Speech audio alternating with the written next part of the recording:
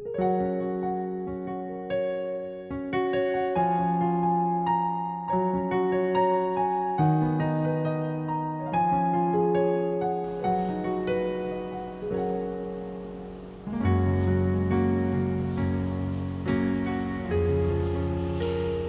pagi, selamat hari Minggu.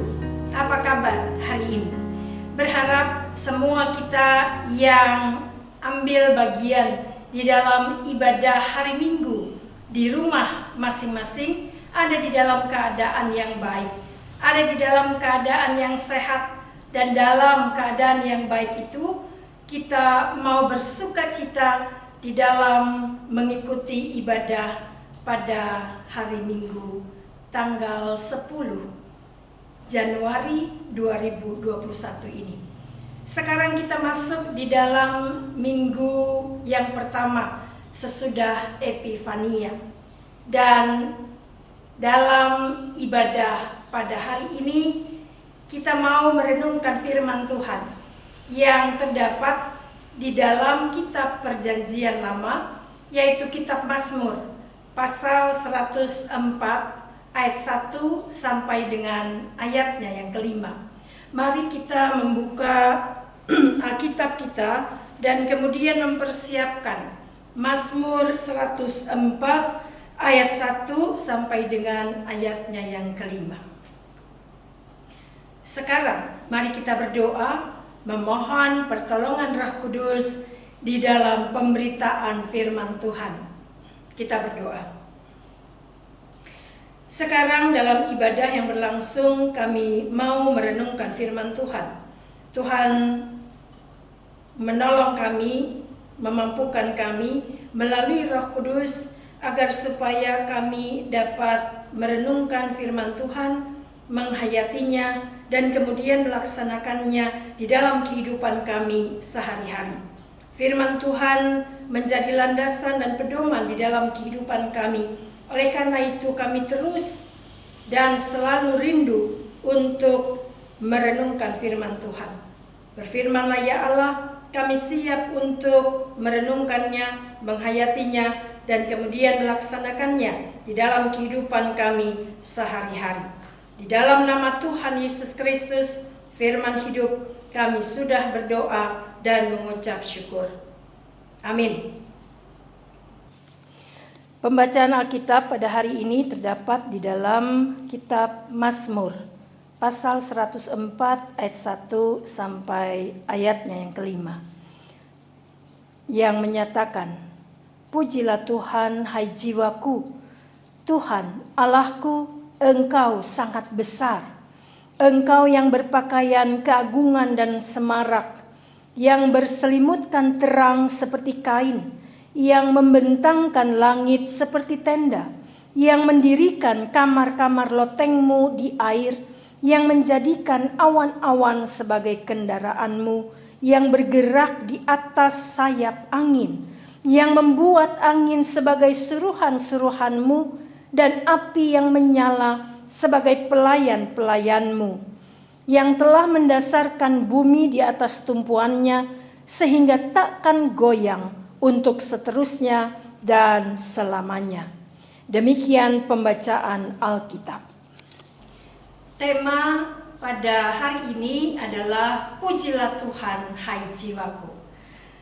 Saudara dan saya diajak untuk memotivasi diri, memuji dan memuliakan nama Tuhan, tentunya melalui perilaku kita sehari-hari.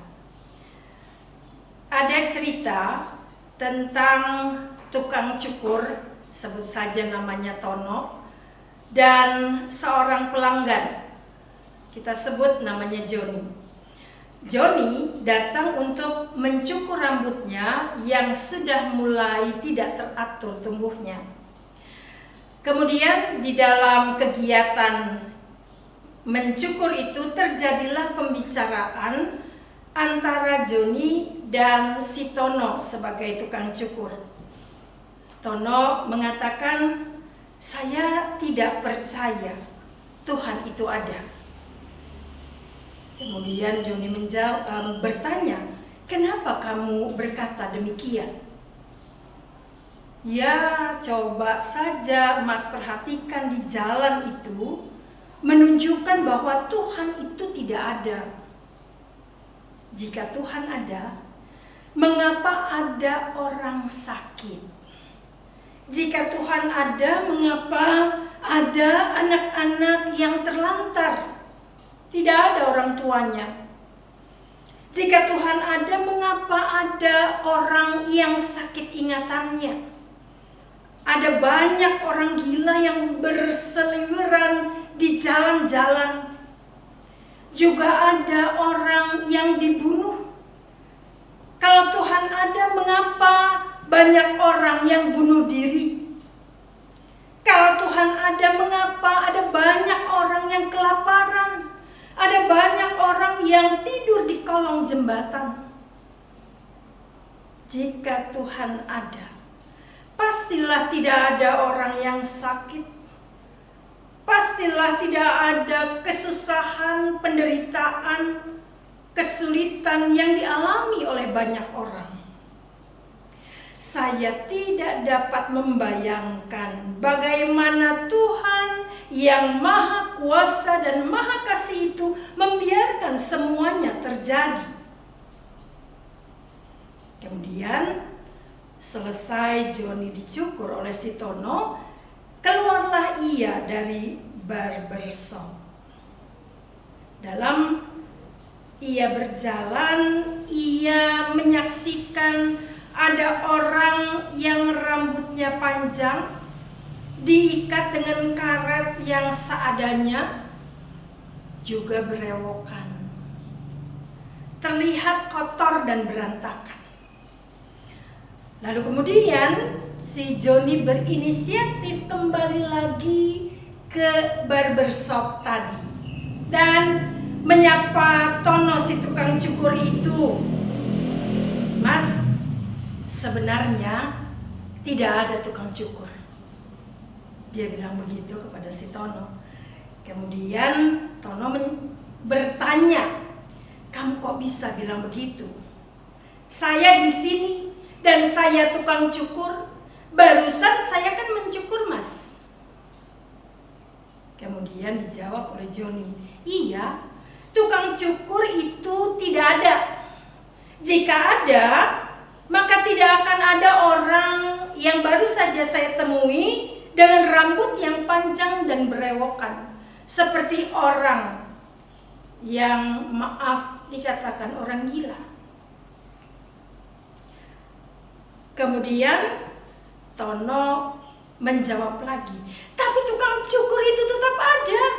Saya orangnya salah satunya. Apa yang kamu lihat itu adalah salah mereka sendiri. Kenapa mereka tidak datang ke saya? Pembelaan disampaikan oleh Tono.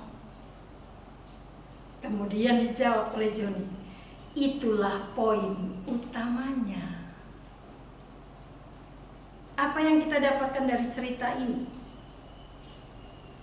Tuhan itu ada, hadir, menyatakan kuasanya, dan manusia, yaitu kita, dapat merasakan kehadiran dan kuasanya jika ada kesadaran di dalam diri kita untuk mencari dan datang kepadanya. Kemudian hidup di dalam persekutuan dengannya. Bapak, Ibu, saudara-saudari, anak-anak yang dikasihi oleh Tuhan Yesus Kristus. Seperti yang tadi sudah disampaikan di awal, tema kita hari ini mengajak kita untuk memuji Tuhan. Pujilah Tuhan, hai jiwaku. Pemazmur mau menyampaikan akan hal itu.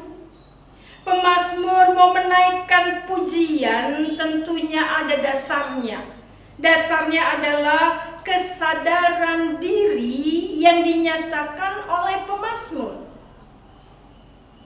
Kesadaran bahwa Tuhan itu ada. Ia hadir dan dapat dilihat dari pekerjaannya, dari pekerjaan atau karya Tuhan. Bahwa Tuhan adalah terang dan Bapa segala terang. Tuhan adalah pemilik dan penguasa langit, bumi, dan segala isinya. Bahwa Tuhan sebagai penguasa dan pencipta alam semesta, juga Tuhan sebagai pemelihara seluruh makhluk yang ada di bumi ini. Karena itulah pemazmur mengangkat pujian kepada Sang Penguasa dan Pencipta alam semesta. Mazmur 104 ini mau mengingatkan kepada umat Israel yang ketika itu datang beribadah kepada Tuhan. Mengingatkan juga kepada saudara dan saya pada saat sekarang ini untuk sadar akan kemahakuasaan Tuhan di dalam hidup kita. Dan melalui kesadaran itu, saudara dan saya sedia untuk bersyukur. Melalui kesadaran dan rasa syukur itu, maka ada pengakuan iman di dalam diri. Tentunya di dalam diri saudara dan saya. Bahwa kita manusia tidak terpisahkan dan menjadi bagian dari alam. Selanjutnya, kita manusia merasakan betapa kecilnya kita ketika berada di tengah-tengah alam ciptaan Tuhan itu. Dan selain itu juga, sebagai manusia, dalam kesadaran, kita merasakan ketergantungan kita pada alam. Tengah-tengah alam ini ada udara. Kita amat sangat bergantung pada udara itu. Di tengah-tengah alam ciptaan Tuhan itu ada tanaman, ada hewan, dan kita membutuhkan tanaman dan hewan itu sebagai kebutuhan yang di dalamnya makanan kita sehari-hari. Oleh karena itu, pelajaran yang kita dapatkan dari firman Tuhan pada hari ini adalah yang pertama tentang kesadaran diri. Bahwa Tuhan yang menciptakan alam semesta ini.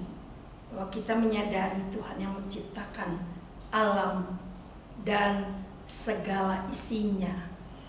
Bahwa di dalam kesadaran itu juga kita adalah bagian dari alam ciptaan Tuhan itu.